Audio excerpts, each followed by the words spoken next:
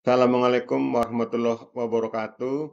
Teman-teman sekalian, saya akan tampilkan ulang paparan menarik tentang teknik sitasi artikel jurnal yang disampaikan oleh Anindita Diaskarburi, SPSI MARS pada salah satu sesi rating klinik yang diselenggarakan APWI BKKBN. Tetapi sebelumnya, teman-teman sekalian, saya sampaikan ucapan selamat datang dan terima kasih kepada teman-teman yang telah hadir, telah singgah di channel Ruang Bambang WI, Ruang Belajar Kita Semua.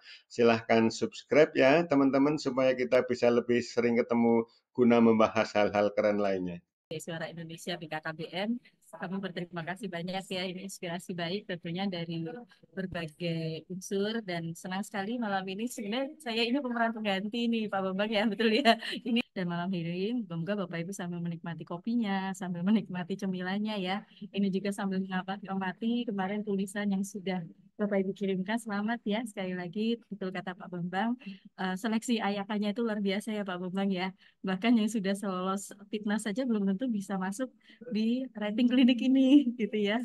Kami senang sekali beberapa yang sudah tadi ya Pak Bambang sudah memberikan apa namanya pembagian penulisnya itu nanti seperti apa hasilnya. Nah sebelum masuk ke sana tentunya bagaimana kita menulis dengan bahagia tentunya tanpa dengan tentunya dengan meminimalisir ya plagiasi. Plagiasi itu apa sih Bapak Ibu sekalian nanti kita sama-sama ya. Artinya Bapak Ibu sendiri juga siapa sih ini yang ngomong kok tiba-tiba langsung tanpa perkenalan, tanpa apa-apa. Perkenalkan nama saya Anindita, biasa dipanggil Dita. Saya orang Solo ya Bapak Ibu sekalian, tetapi lokasi kerja saya di Bogor. Kalau dulu kami masuk di BKK Provinsi Jawa Barat, tetapi sekarang alhamdulillah berada di bawah Pusdiklat Kependudukan Keluarga Berencana di BKKBN Pusat. Lokasinya silahkan kalau Bapak Ibu mampir, kami ada di Jalan Kesehatan 43 dan saat ini saya berada sebagai pengurus Asosiasi Profesi Budaya Suara BKKBN untuk bidang penelitian bersama Bu Sarina Dewi juga ya. Saya bantu-bantu nih di DPPAP juga dan ada Ikatan Praktisi Ahli Demografi Indonesia. Kalau yang ingin komunikasi lebih lanjut, saya ada juga di WhatsApp Group siap menemani Bapak Ibu untuk belajar. Makanya tagline saya adalah Dita Teman Belajar gitu ya. Nah kalau Pak Bambang Widya Suara kan apa Pak ruang belajar ya. Kalau saya temannya, temannya ruang belajar. Jadi karya tulis ilmiah sebagaimana kemarin sudah disampaikan ya oleh pemateri sebelumnya, ini hanya mereview sekilas ya.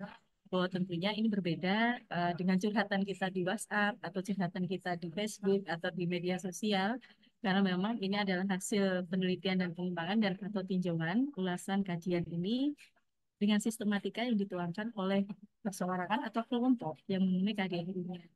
Rata-rata ya Pak Bambang ya dan Bapak Ibu coach ini Bapak Ibu ini luar biasa bisa menulis sendiri.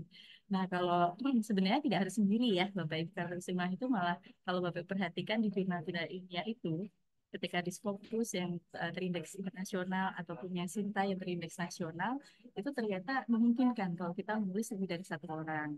Dan itu memang salah satu tips kita ya, karena satu kalau saya sendiri ya, Bapak Ibu Punikawati nih luar biasa yang paling rajin ya, tadi dari Jambi sudah hadir duluan semangatnya ini ya untuk kita menulis terkadang kalau tidak didorong oleh teman-teman yang sama frekuensinya itu kadang suka naik turun gitu ya Bu Megawati dan Bapak Ibu ya oleh karenanya terkadang mungkin kita punya ide bagus sih kan kayak Pak Tri Susanto luar biasa mengenai pengadaan barang jasa ya Pak ya saya juga jadi banyak belajar nih nah ini malam ini baru ketemu via Zoom dulu perdana ini makanya tadi saya bilang ikut aja Pak nanti malam kita ngobrolin ya kaitan dengan berbagai macam mungkin situasi, bagaimana cara berhiasi dan segala rupa itu menurut kita minimalisir lah ya. Kalau dibilang 0% mungkin agak susah ya.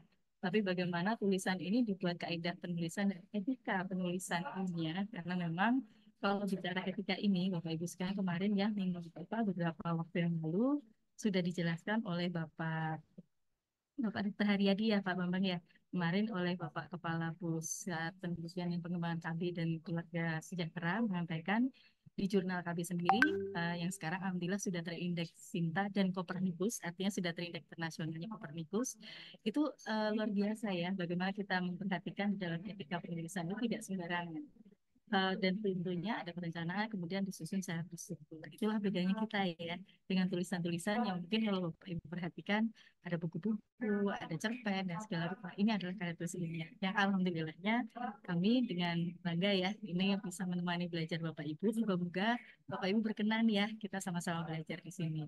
Nah, apa saja bentuknya? Kayak kemarin sempat ya disampaikan juga ada yang kepengen nih, saya kepengen ikutan ini apa pertemuan ilmiah, katanya dengar-dengar Bapak Ibu penyuluh KPK sebentar lagi ya mau pertemuan apa PIT gitu katanya pertemuan ilmiah tahunan. Nah, untuk penyuluh KPK yang DPP AFI sendiri juga menyelenggarakan Fitnas. Oleh karenanya APUI BKKBN bersama Ibu Ketua kami ya, Ibu Eli Amalia, ini alhamdulillah menyambut dengan baik untuk memeriahkan Fitnas ini, oleh karena nanti outputnya kalau pertumbuhan ilmiah itu berupa prosiding.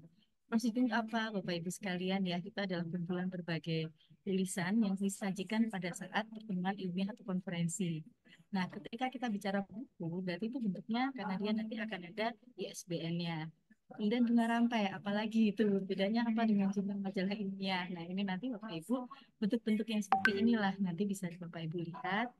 Kalau Bapak Ibu sering baca ya, nantinya di perpustakaan dan sebagainya, ini juga aksesnya juga sekarang banyak dibuka gratis Bapak Ibu. Jadi bukan gratis, semuanya harus berbayar. Alhamdulillah dengan adanya coaching ya dari writing clinic ini, semoga nanti para coachnya bisa berbagi ya tips and triknya. Bagaimana sih caranya bisa membuka kunci-kunci gemboknya untuk jurnal ilmiah karena ternyata banyak juga ya jurnal ilmiah yang ada yang harus berbayar. Nah, itu nanti akan dipelajari bersama para coachnya. Nanti Pak Bambang bisa kasih lah ya, ada tipsnya di kelas apa gitu katanya. Kalau ini kan kelas ala-ala lah ya, ini kan kita memberikan dulu pengantar. Jadi di sini publikasi ini mengandung data informasi tentunya jurnal ilmiah diterbitkan secara berkala, itu misalnya seperti jurnal KB kemarin. Sedangkan buku pembahasannya secara mendalam, misalnya Bapak Ibu, nanti mungkin boleh ya Pak Bambang ya, malam ini kalau ada yang sesi kuis atau apa, nanti kita berikan lah ya. Dan saya kemarin baru menulis bersama teman-teman, ada antologi namanya Dasar-Dasar Pendidikan, dan saya sekarang sedang studi lanjutan tentang manajemen pendidikan. Moga-moga nanti bisa bermanfaat untuk Bapak Ibu. Siapa tahu mungkin Pak Bambang mau ngasih kuis atau apa monggo nanti tapi dalam bentuk digital ya buku digital nanti kami share. Kemudian secara mendalam mengenai masalah kekinian. Jadi ada teori, ada mungkin panduan penjelasan filosofisnya atau kajian dan itu dicetak secara bersinambungan antar bagian atau antar bab. Jadi biasanya ada satu tema besarnya apa gitu dalam satu buku itu. Nah, proceeding tadi yang disampaikan mengenai pertumbuhan ilmiah. Kayaknya mungkin Pak Andri Susanto ya Bapak Ibu yang di bimbingan kami itu tadi saya tanyakan sama Bapak Ibu ini pengennya mau masuk jurnal atau pertemuan ilmiah karena nanti outputnya akan berbeda.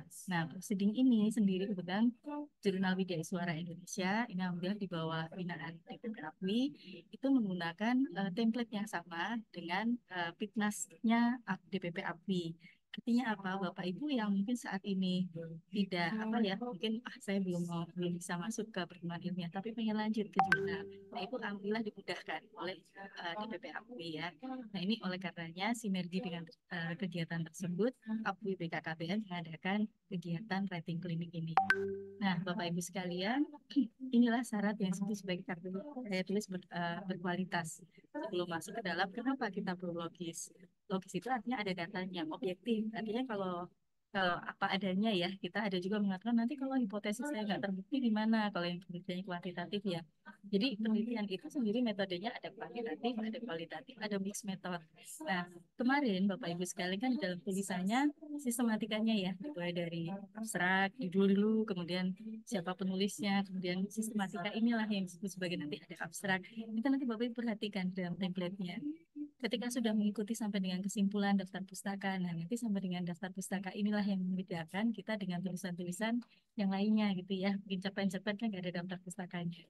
Nah, kemudian Anda berarti reliable. Kalau ini nanti diteliti atau dilihat kembali oleh orang dengan apa yang nantinya itu kesulitannya atau mungkin data-data apa yang Bapak Ibu sampaikan itu terpercaya adanya. Desainnya sendiri juga menarik sesuai dengan template yang sudah diberikan atau gaya selingkung ya. Kemudian akumulatif artinya itu kumpulan dari berbagai macam hal-hal yang kemudian disajikan secara sistematis tadi.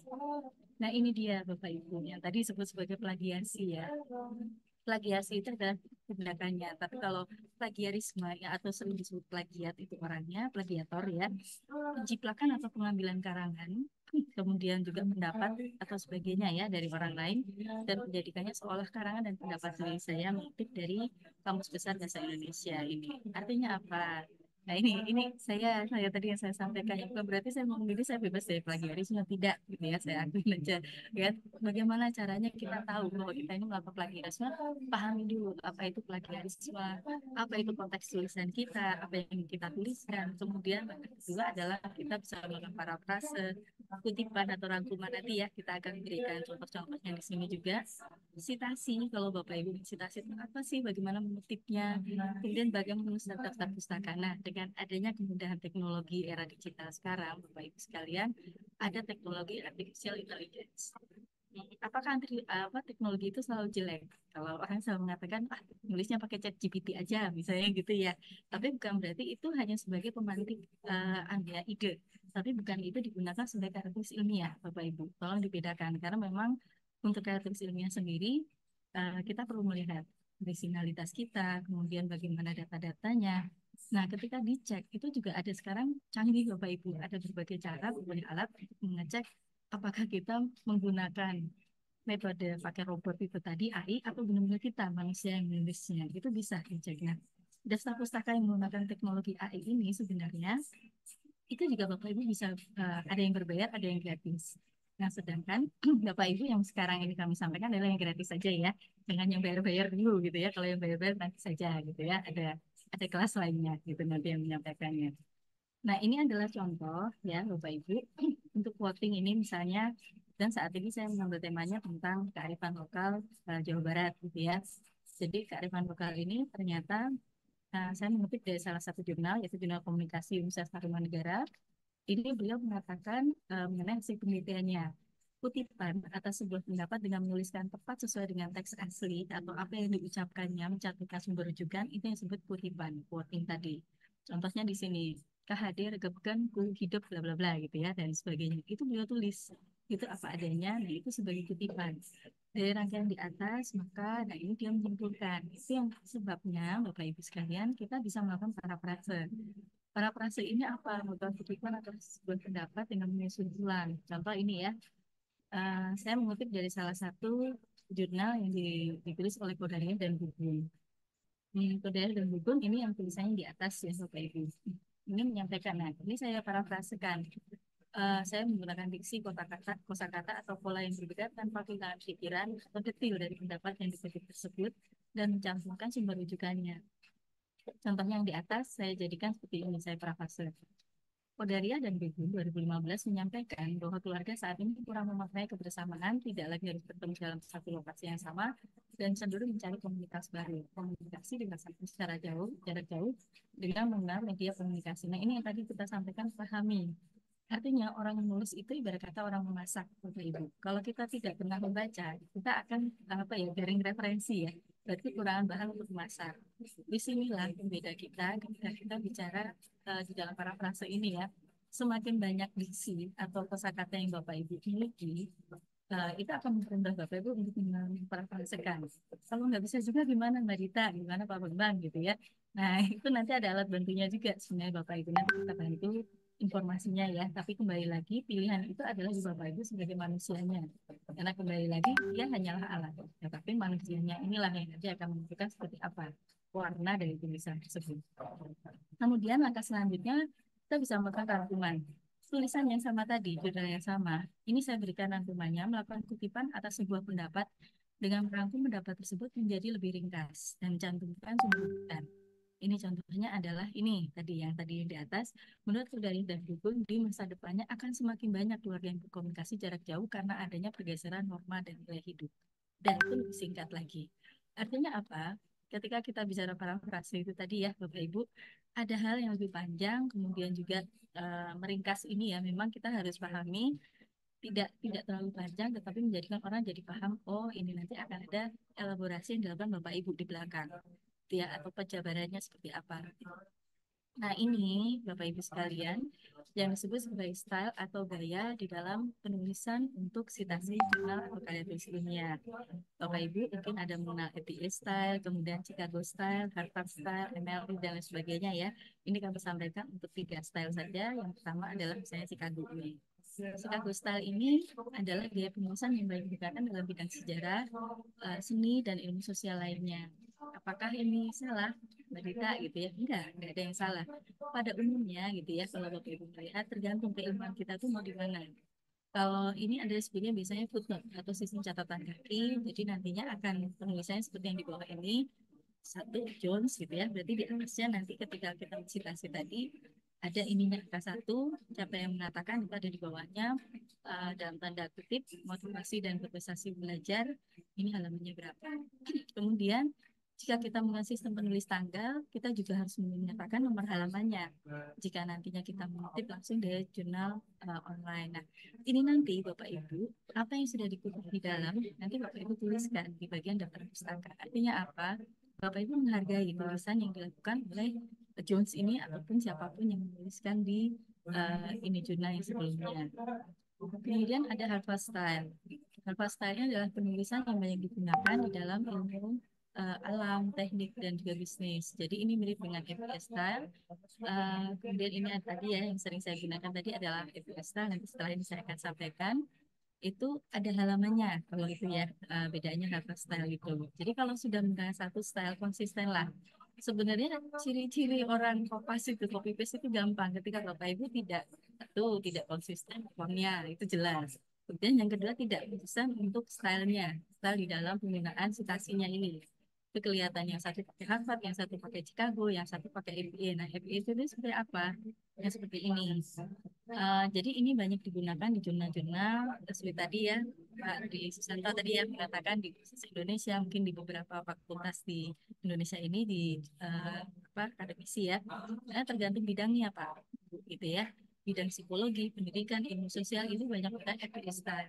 Jadi menggunakan kita bagaimana halaman ini juga saat ini mungkin tidak terlalu ini ya, tidak terlalu penting ya. Ada yang masih pakai halaman, ada yang tidak. Kalau kita mengutip secara tidak langsung dari artikel online, menyampaikan ide atau gagasan sumber kata-kata kita sendiri tidak perlu menyertakan nomor halaman. Cukup menyebutkan nama pengarang dalam tanda kutip. Jadi misalnya contoh tadi ya, Jones 2010 atau tadi yang saya bilang Qadariyah 2015 mengatakan bahwa bla gitu ya. Nah seperti ini contohnya Bapak Ibu sekalian. Jadi bedakan antara gaya sitasi dan kemudian, nah ini ada alat untuk aplikasi menyusun daftar pustakanya. Bapak Ibu mungkin yang terbiasa pakai hanging style gitu ya, ditulis manual gitu segala rupa. Sekarang itu begitu mudah Bapak Ibu dengan teknologi. Ada teknologi namanya Mendeley atau EndNotes ataupun Request dan Books ini atau Sutero misalnya. Nah, saya biasanya menggunakan Mendeley Bapak Ibu sekalian kalau saat ini ya gratis, bisa langsung koneksi ke Word, dan untuk jurnal Widya Suara Indonesia ini disarankan menggunakan Mendeley sistem ini. Rata-rata jurnal saat ini menggunakan Mendeley, tapi ada juga mungkin bagi Bapak Ibu yang terbiasa dengan Zotero, boleh silakan gunakan mana yang menurut Bapak Ibu paling gampang. Semua ini gratis, Bapak Ibu sekalian bisa di-download, diunduh di Google atau di ini ya, Bapak Ibu bisa cari aja di internet. Saya akan mungkin sedikit ya menceritakan mengenai Mendeley ini. Jadi setelah Bapak Ibu cari di internet, nanti boleh kita share juga kali ya Pak Bambang ya, untuk kan kita endorse ya, tapi untuk mempermudah Bapak Ibu untuk apa sih itu Mendeley, bagaimana cara pakainya dan sebagainya, mungkin nanti bisa ditanyakan pada para coachnya ya. Tapi Mendeley ini harus terinstall dulu di desktop Bapak Ibu sekalian. Cara mencarinya silahkan search saja ya di Google, download Mendeley desktop. Ini Bapak Ibu cari, nah ini installernya yang gratis. Kemudian nanti setelah Bapak Ibu klik download, nanti silahkan pilih sesuai dengan operating system di masing-masing komputer Bapak Ibu sekalian. Bapak Ibu install, nanti prosesnya berjalan ya. Klik aja agree, agree dan seterusnya ya. Kemudian klik install dan nanti next saja. Nah, setelahnya nanti Bapak Ibu tinggal sambungkan dengan Word-nya nanti ada di sana. Jadi itu mempermudah Bapak Ibu kalau mau visitasi, tidak perlu Bapak Ibu menyusun satu-satu lagi. Ketika nanti klik ini ya, nanti akan otomatis tersusun di daftar pustaka. Nanti saya akan tunjukkan ya seperti apa hasilnya. Nah ini adalah salah satu cara kalau biasanya Bapak Ibu yang menggunakan Turnitin itu kan berbayar ya Bapak Ibu, aplikasi untuk cek plagiarisme itu biasa digunakan untuk di akademisi ataupun jurnal-jurnal ilmiah. Nah kalau Bapak Ibu di rumah saat ini pengen iseng nih, saya pengen nyoba. Nah ini ada smallserious.com, ini ada plagiarisme checker, kemudian ada alat untuk artikel rewriter atau menulis ulang ya parafrase tadi dibantu nih Bapak Ibu sekalian oleh AI itu tadi ya. Nah Bapak Ibu, tapi kan ini pakai bahasa Inggris Mbak Dita, ada pilihannya bahasa Indonesia juga. Kalau yang selain small situs ada nggak? Ada banyak Bapak Ibu sekalian. Jadi ini bisa cek lagi resikonya bisa, atau cek grammarnya juga bisa. Kalau Bapak Ibu misalnya nih, saya coba-coba pakai Google Translate misalnya, cek grammarnya seperti apa. Nah itu monggo silakan bisa cek di sini. Tapi biasanya kalau yang gratis itu berbatas ya, mungkin 100.000 kata atau berapa. Nah itu agak ribet ya, mungkin bagi Bapak Ibu harus satu-satu dimasukkan di dalamnya. Kemudian ada juga quick text, ini juga hampir sama ya. Ini untuk logarithm checker dan citation assistant. Jadi untuk membantu Bapak Ibu mensitasi secara mudah yang seperti tadi ya, itu kan tadi manual, tetapi di sini dibantu oleh Grammarly. Ini yang mungkin suka lewat di iklan-iklan yang ada di YouTube-YouTube ya kalau sekarang. Nah ini Grammarly ini juga gratis Bapak Ibu sekalian, tapi ada juga yang berbayar, ada yang premiumnya. Nah, saya biasanya pakai Grammarly ini karena memang memudahkan ya ketika nanti eh, mencoba ini ya, namanya juga mencoba itu pasti ada yang batasannya, tapi lumayan membantu bagi kita penulis hafalan.